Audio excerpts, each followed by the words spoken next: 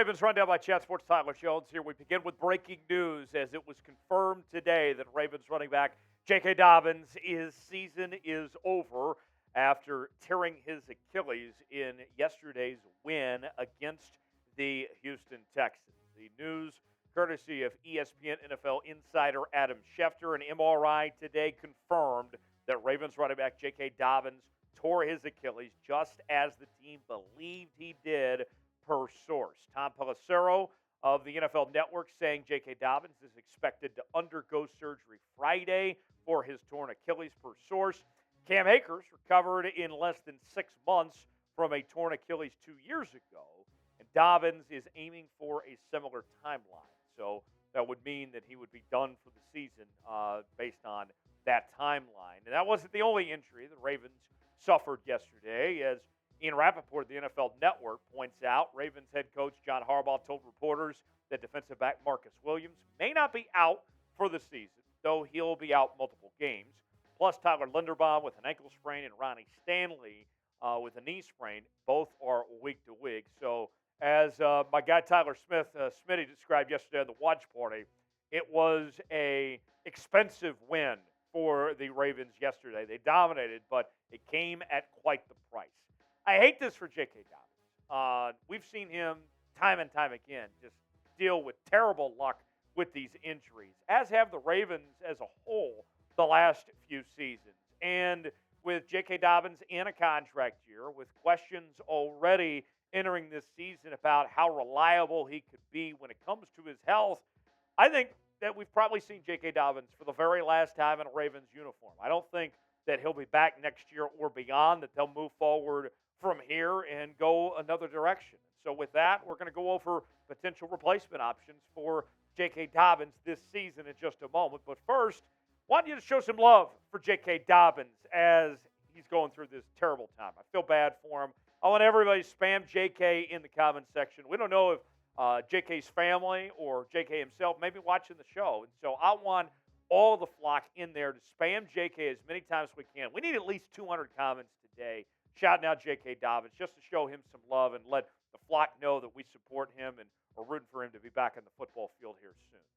So now, where do the Ravens go from here? I have my top 5 potential replacements to step in for J.K. Dobbins in the short term. We heard from John Harbaugh today that they feel pretty confident about their backfield as things stand right now. Gus Edwards would slide into that starting role. Justice Hill looked solid yesterday.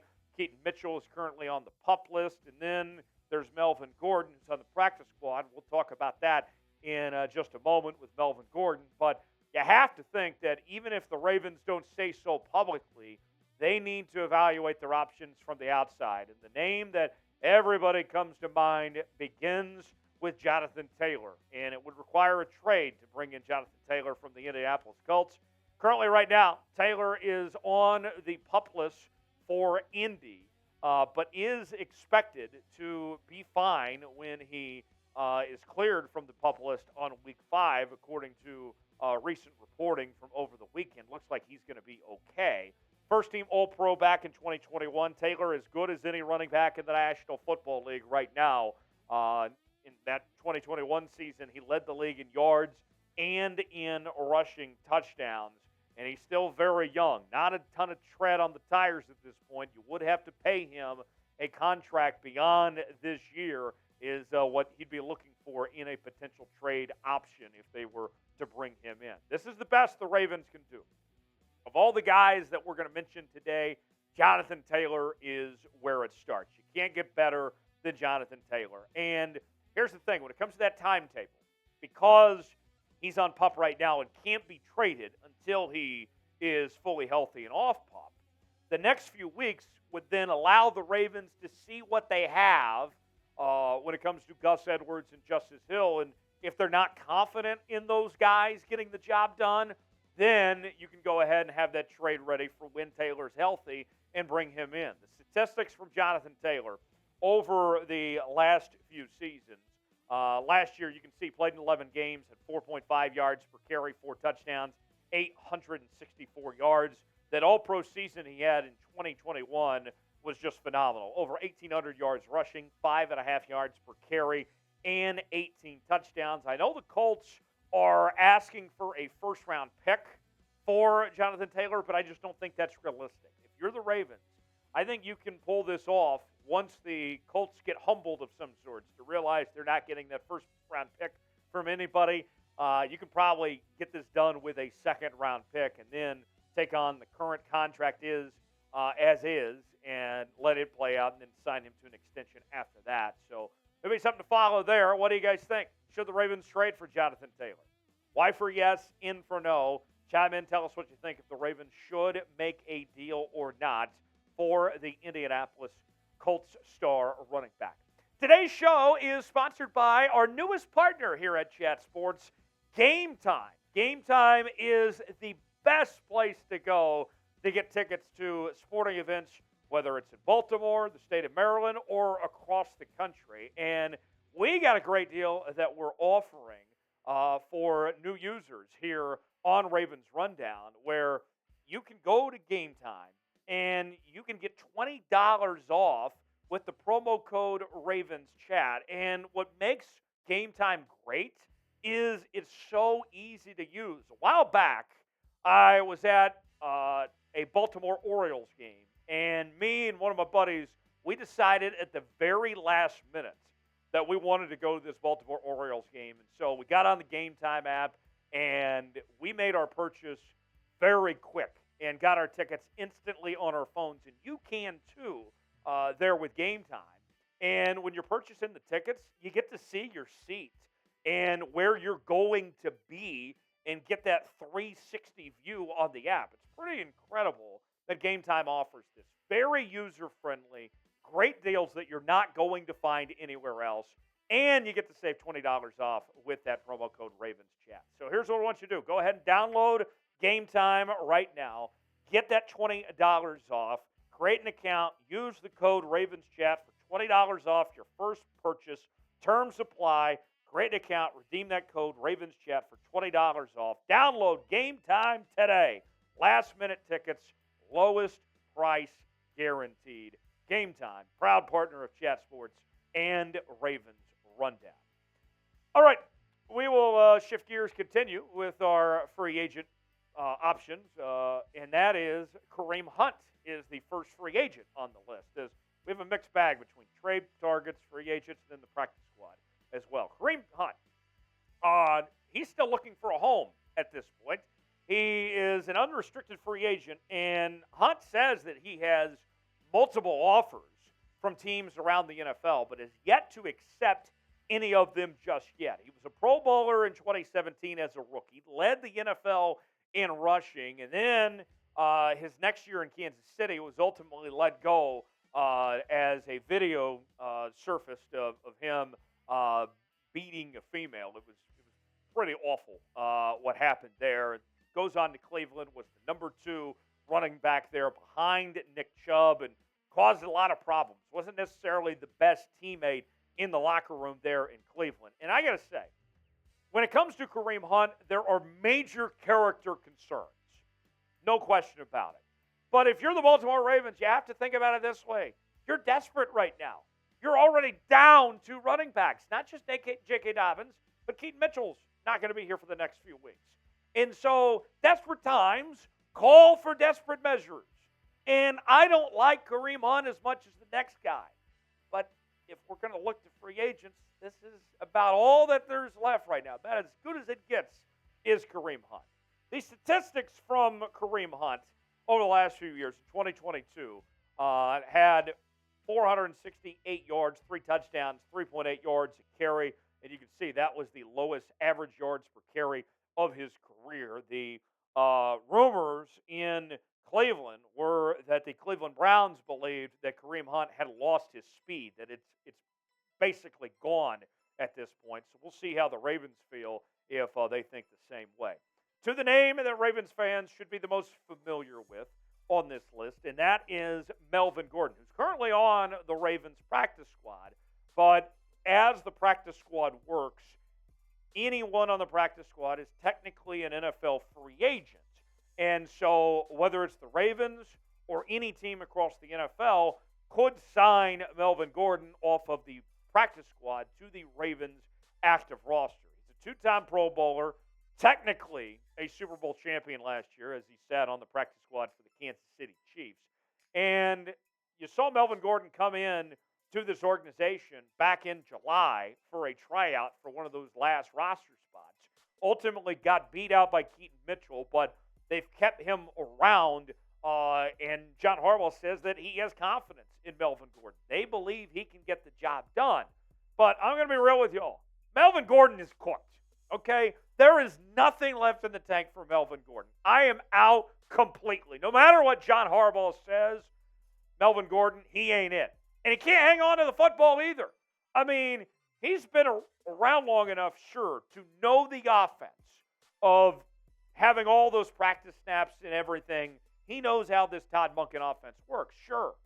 But I can't trust him. If you can't protect the football as a running back, I can't trust you to be out in the football field.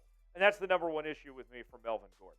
I mean, you don't have to go very far back, 2021, to when he had a solid season for 918 yards with 4.5 yards per carry and 8 touchdowns. I understand that. But then think about this statistic. Besides everything you see on your screen here, when I talk about the fumbles for Melvin Gordon, this is where the telling sign that tells the whole story for Melvin Gordon that you don't see on that general stat sheet here, and it's this when it comes to Melvin Gordon. Last season, in 10 games that he played for the Denver Broncos, he ended up with a total of 5 fumbles. Now, not all of them resulted in turnovers, but he still fumbled the ball 5 times in 10 games played for Denver last year. And after 10 games, Denver said, enough of this, we're done. We can't handle this anymore, and rightfully so. So you're telling me he's going to fumble the football every other game? No thanks. That ain't going to work. Do you trust Melvin Gordon? If you do, type B for believe. If you don't, you're like me and you're out on Melvin Gordon, type D for don't. Chime in the comment section. What do you think one way or the other? Next on the list is Leonard Fournette, who's currently a free agent. A former top 5 overall pick out of LSU. Began his career with the Jags, then went to the Tampa Bay Buccaneers, and really revitalized his career with the Tampa Bay Bucs. Ended up winning a Super Bowl with Tom Brady. And one thing that we saw him and Brady do a good job together was that Brady forced him to become a really good pass-catching running back, which was not necessarily one of his strengths previously when he was with Jacksonville. And Leonard Fournette, he's not the fastest guy, but he can be a power back of some sort. He's got 4 career seasons with at least 600 yards rushing. So the thing with Leonard Fournette, he's never been great, but he's not terrible necessarily. He's just been consistently good. Now, last year he's coming off a season where he had about 3.5 yards per carry. So the tread is falling off clearly with Leonard Fournette. Much respect to what Leonard has done throughout his career, but of all the options we're talking about today, this would be the last one for me. This would be the last resort, would be going to Leonard Fournette. And here's what I mean when it comes statistically for Leonard Fournette here. Last season with that 3.5 yards per carry, not great, 3 touchdowns. Year prior, 4.5 yards per carry, 8 touchdowns. If you're getting what he did in 2021, then that could be fine. But 3.5 yards per carry, that's not going to be good enough. I can tell you that right now. Folks, you got to subscribe to Ravens Rundown by Chat Sports. Me and Smitty had a great time on our watch party yesterday. We were live for the entire game.